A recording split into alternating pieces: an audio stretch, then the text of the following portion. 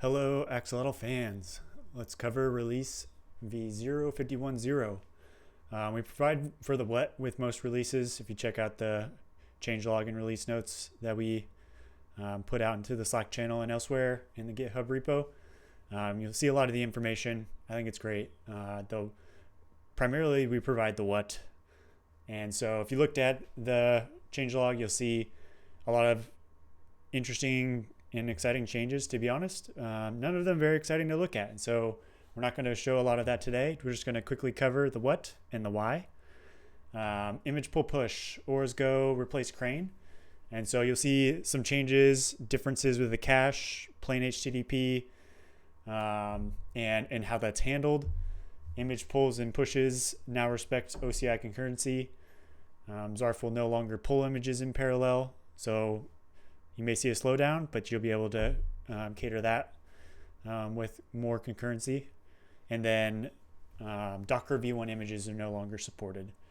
Those were stopped serving v1 in June 2019. So worth calling that out. And some of those considerations in there will primarily be handled for you, but also with regards to some of the standard processes, i.e. in the case of cache, you can run Zarf tools clear cache and kind of get to the new baseline.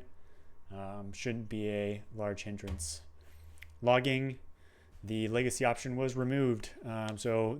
We've been working on the updates to structured logging for both the CLI and library users. So if you were a library user and you were, I'd say, holding on to the legacy option, this will be breaking. So worth consideration. Validation, there's some high-level quick validation checks. Previously, if you were throwing in a flavor and that flavor did not exist in your package, Zarf was saying, okay, everything happened, but because you specified a flavor that didn't exist, then we didn't include any of the other components that had flavors that did exist, as well as you might have a package that has no components in it. A lot of confusion there. So with this check, we can say, hey, you passed in a -- flavor flag with an input, and that value has no components that relate to it. So we're going to cancel out that operation with an error. Just kind of prevent a lot of confusion. Infrastructure, minor changes.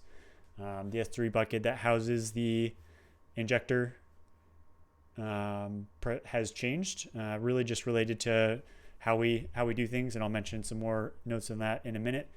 But nonetheless, if you happen to be retrieving that directly, you will notice a change. If you're building the init package directly, you should notice that change as well. So we talked a lot about the whats. We cover those every week. I kind of wanted to hit the whys because I think there's some really important ones as far as those notes above, right? So if we go back to it, ORAS, we talked a lot about the things and the changes that are occurring, but not so much the whys. So what does this do? Inherently, it kind of resolves a bunch of features or capabilities or bugs and or intermittent issues that we've seen in the past, and kind of provides for a path forward. And that's why this was a ZEP-worthy feature to be introduced. So now we have the ability to use OCI artifacts that are not all image layers, something we couldn't do previously. Enhanced caching for images to resolve some of the outstanding crane bugs. You can find some links to some of those, especially within the ZEP, that relates to things that we had problems with regards to caching. Better concurrency handling, prevent known intermittent hangs during the pull push, especially with some of those larger images. Trying to improve more of the reliability of that operation, and then just standardizing the code base towards ORAS.